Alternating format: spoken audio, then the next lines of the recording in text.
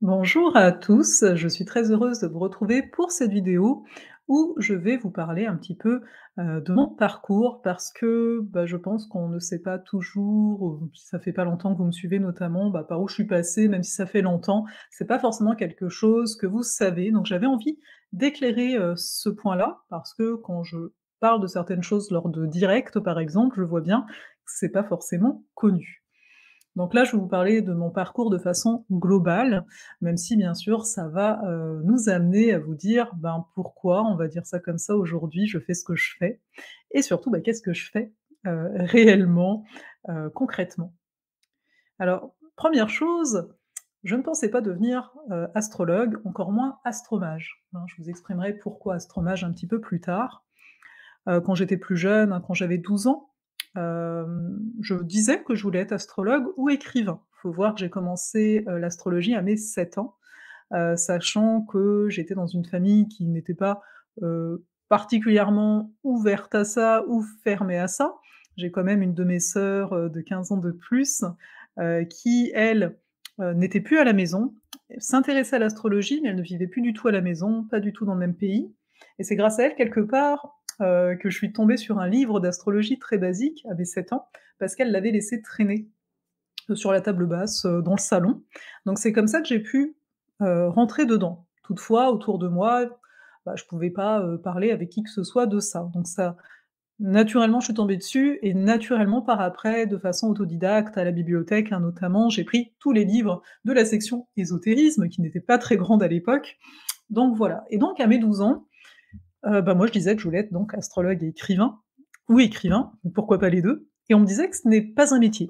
Chose qu'on pouvait entendre, faut voir qu'à l'époque aussi, il n'y avait pas internet et oui, c'était le temps d'avant et par conséquent, je me disais: «Qu'est-ce que je vais bien faire?» Donc je vais regarder ma carte du ciel à mes 14 ans, hein, pour la première fois et par rapport à ce qu'il y a dans ma carte, je me disais: «Bon, tu vas peut-être aller en communication parce que tu es timide».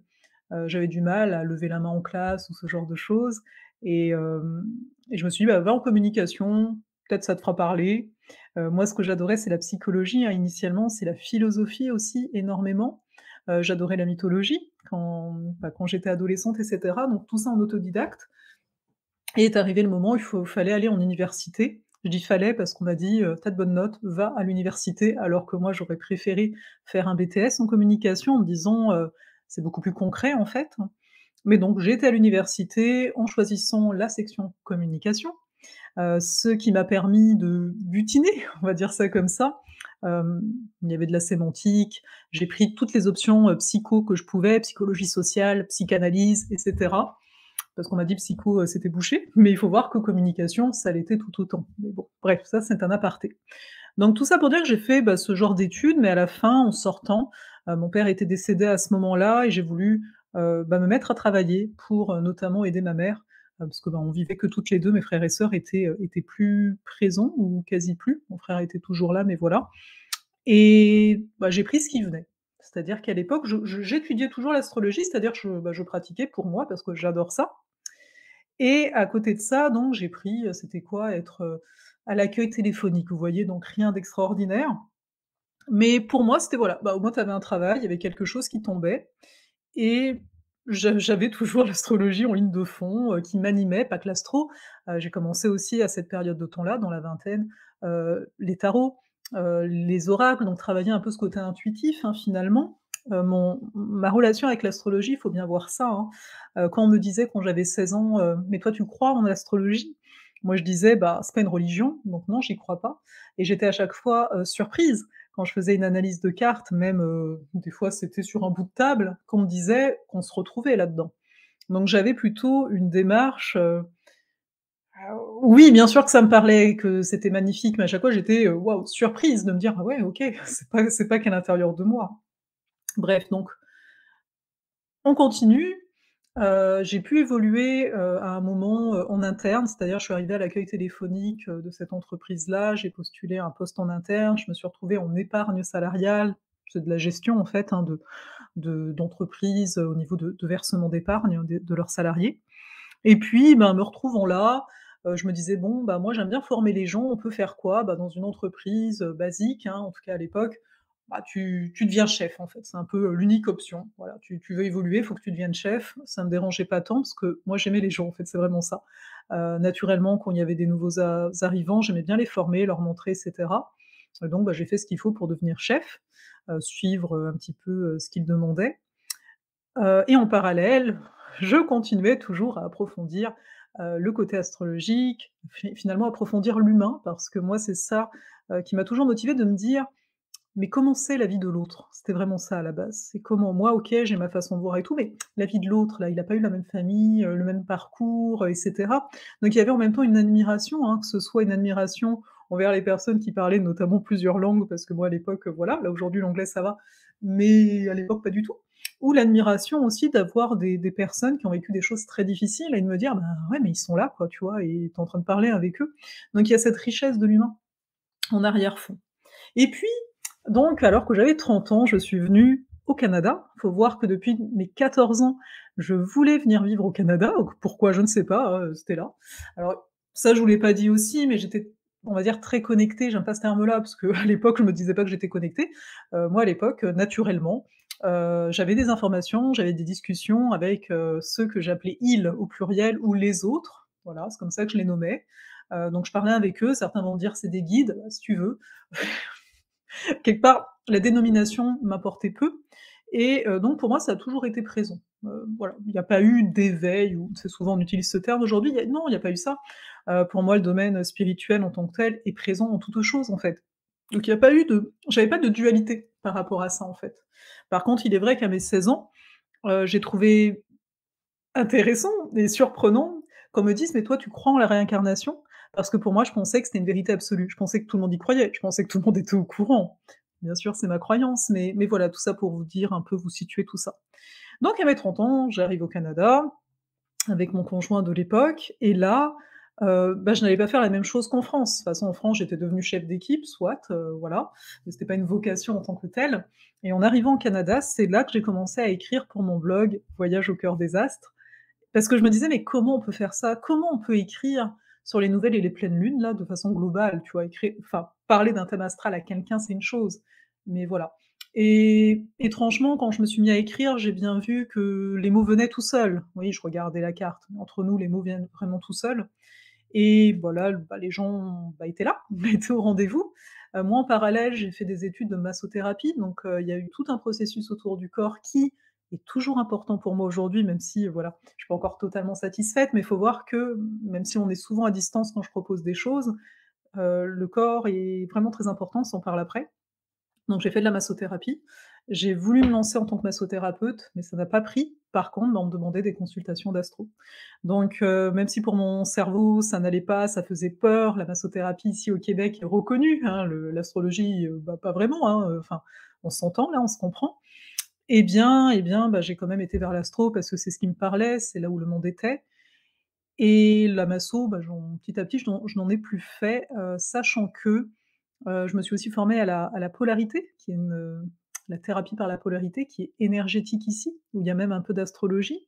Je me suis aussi formée à l'ayurvédique, au niveau de l'alimentation. Alors, pas non plus un cursus complet, hein, attention, mais quand même un 1er pas parce que c'est des choses au niveau de comment on s'alimente, cet équilibre finalement entre, la tête, le corps et cetera est très important pour moi et l'ayurveda prône le fait d'écouter, son corps pour se nourrir, hein, notamment et de ramener aux choses naturelles. Donc ça, c'est quelque chose qui me tient à cœur, qui, fait partie, on va dire, de mon quotidien ou quoi que ce soit.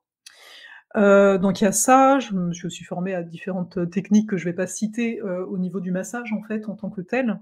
Donc il y a eu des explorations pendant les pre la 1re, le début de la trentaine, en fait, quand j'étais ici au Québec au début. Et puis, ben, petit à petit, donc j'ai commencé à donner des cours, hein, en astrologie. C'était limite une suite logique, en tout cas mes amis m'attendaient par rapport à ça. Moi, je me disais: «Mais non, mais non, mais non» et en fait, bah oui, bah oui, bah oui et puis il faut voir que ce côté enseignant, j'adore ça, j'adore transmettre, en fait et donc en 2018, l'Alchimie des astres, dont je vous parle assez régulièrement, bah, a vu le jour. Il faut voir qu'en même temps, l'année 2018 a été très marquante pour moi, étant donné que, bah, j'ai eu des douleurs au point de pas pouvoir écrire, hein. Donc là, le corps a vraiment appelé. Toute l'année 2018, mon corps, enfin, c'était particulier, de devoir diminuer énormément mon rythme. simplement parce que j'avais beaucoup plus fort autrefois cette tendance à tout donner en fait et à pas recevoir d'une certaine façon. Donc là, ça a été très beau en termes d'apprentissage. Et puis, ben, il y a quoi? Il y a 1 an, enfin il y a 2 ans, la guilde, donc le niveau 2 de l'Alchimie des astres est venu à moi et il y a 1 an, il y a eu la première session, donc fait que maintenant, vous pouvez regarder, bah, la vidéo des prévisions 2023 où je suis accompagnée de 2 astromages, donc ils ont eu des stages et cetera, enfin bref. Donc voilà. Et pourquoi ce terme d'astromage est apparu? Enfin pourquoi, je sais pas pourquoi, mais il est donc apparu parce que, pour moi, le côté astrologue ne me parlait pas. Étudier les astres, non. Je suis tombée dedans à 7 ans, c'est comme une langue maternelle. Pour moi, les énergies, elles sont là tout le temps et puis non, ça ne me parlait pas. Par contre, astromage est venu et je suis là: «Bah oui», parce qu'il y a cette notion de magie, donc de manifestation. C'est pas juste, je regarde les astres, je me dis des trucs mentaux, je suis dans la technique. Non, c'est comment je peux appliquer, comment je peux, en fait, m'observer. La grande magie, c'est l'observation, de soi. Je parle pas d'analyse, hein, je parle d'observation pour pouvoir manifester ce qu'on a envie de manifester. Mais donc pour ça, oui, il y a des choses il y a des choses à non pas dépasser, mais à transformer à l'intérieur de nous, hein. On a tous des blessures, même des traumas et cetera et c'est pour ça que donc la guilde est apparue. La guilde, c'est pour avoir du monde, alors au-delà de la technicité de l'astrologie, c'est d'avoir du monde qui savent ressentir l'énergie des astres et qui ont une approche, bah, telle que la mienne, une vision, une éthique très important pour moi et avec qui, ben, on est en contact en fait. C'est pas juste: «Je t'ai formé puis hop, fais ta vie», non, pas ça que je veux. Après chacun fait ce qu'il veut, mais c'est pas comme ça que ça me touche et donc tout ça pour dire que, là je vous ai parlé un peu de transformation. Je me suis rendu compte, bah, au fil des différents accompagnements que j'ai pu vous proposer et cetera au fil des années, que bah, le but de tout ça, c'est de se transformer et pour moi, j'ai vu la richesse de l'astrologie comme outil, je dis, de transmutation de soi. À partir d'un certain stade, bah, ça sert à ça. Ça sert de se dire: «OK, on met le doigt astrologiquement sur quelque chose, mais donc chez toi, comment ça se reflète et comment tu vas le transmuter?» Et c'est pour ça aussi qu'en termes de richesse personnelle, hein, oui, bien sûr que, bah, je pratique, hein, l'astro, soit, je vais lire des choses dessus, mais à un moment est arrivé à moi et dans la période où j'avais des douleurs dans le corps, hein, notamment, tout ce qui est en lien à la neuroscience, comme on dit, en lien au cerveau, comment ça fonctionne, la notion des croyances et cetera et moi, ça m'a beaucoup aidée. Et en fait, tout ce que je viens vous proposer, c'est parce que je l'ai expérimenté ou je continue de l'expérimenter, vous voyez l'idée? Pour moi, ça me viendrait pas à l'esprit de vous proposer quelque chose que je n'ai pas testé au préalable, voilà et que, bien sûr, ça m'apporte quelque chose, hein. Certaines techniques vont pas me toucher moi, ça veut pas dire qu'elles ne marchent pas, ça veut dire que par rapport à moi, bah, non, donc je vais pas les apporter, tout simplement. Donc voilà, pour vous dire un petit peu le parcours.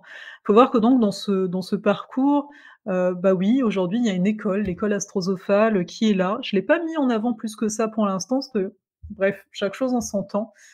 J'aime laisser le temps au temps, enfin j'ai appris à ça, hein, faut pas non plus, voilà. Et puis donc au niveau de ce parcours, ça a été beaucoup finalement de foi, énormément de foi, vous voyez? De se dire: «Bah, moi je crois en mon truc et en même temps je n'ai pas d'attente». En se lançant en astrologie, j'avais pas d'attente, de pouvoir, bah, faire tout ce que je fais aujourd'hui. Je sais que certains se demandent, bah, oui, je suis à temps plein, hein, pour pouvoir faire tout ça, clairement. Donc ça, c'est vraiment chouette, j'en suis vraiment honorée par rapport à la vie, par rapport à vous aussi, hein, qui êtes là, certains sont là depuis super longtemps et voilà, il y a eu des moments plus ou moins difficiles. Il y a eu beaucoup la notion de jugement à dépasser, pas tant par rapport à l'astrologie, mais par rapport à ma vie en tant que telle. Voilà, on pourra s'en parler peut-être à une autre occasion. Mon but ici, c'est pas de faire une vidéo forcément longue, mais c'est pour vous donner un peu un aperçu et bah, aujourd'hui, bah, je vais continuer à vous proposer ce que j'appelle des portails qui donnent sur des sentiers initiatiques, donc des ateliers sur les planètes en particulier et puis pour ceux qui ont envie justement d'aller travailler avec moi en mode, on va aller se regarder parce que quelque part c'est on sait que c'est en nous, mais le tout c'est d'avoir un parcours, c'est-à-dire d'avoir un laps de temps, un espace en fait qu'on va se donner, hein. Quand vous embarquez quelque part, ben, vous vous donnez cet espace. Si j'embarque dans un bateau pour aller, bah, peu importe où, bah, je vais être sur ce bateau pendant un certain temps, donc je suis embarquée, je suis pas en train de, entre guillemets, «de faire 36 000 choses». On sait que notre vie continue, mais c'est parfait aussi parce que c'est dans la vie que les expériences sont là pour, bah, nous aider à évoluer, peu importe vers où, parce que j'ai tendance à dire que c'est vers nous, quoi qu'il arrive et donc voilà, c'est ce que je compte continuer à faire. Pour cette année ici 2023 et bah, pour celle à venir, oui, il y aura sans doute des transformations parce que j'ai bien vu que, bah, je suis l'élan de l'instant, je reste Bélier quand même, donc non, je fais pas quelque chose de, on va dire, bah, que certains pourraient trouver: «OK, c'est toujours la même chose». Non, moi perso, je n'y arrive pas, tout est relatif, hein, l'alchimie des astres depuis 2018 est là, il y a certaines choses, là, je vois qui sont en train vraiment de se poser, de se structurer, mais sachez qu'à chaque fois, j'amènerai, ce qu'il y a, sur l'instant, que je perçois, bien sûr, à mon niveau, et si ça vous parle, bah, voilà, vous venez. Là-dessus, je m'arrête. Si vous avez des questions, hésitez pas en commentaire à me les mentionner. Voilà, des aspects, je sais pas, que vous avez envie que j'approfondisse ou peu importe, que ce soit en lien à ce que j'ai traversé, à ma vie en général ou, bah, même à l'astrologie. Voilà, je les lirai avec attention et qui sait, pourrait peut-être faire une petite vidéo par rapport à ça. Je vous souhaite une excellente, soirée, une excellente, journée peut-être et à tout bientôt pour, d'autres vidéos.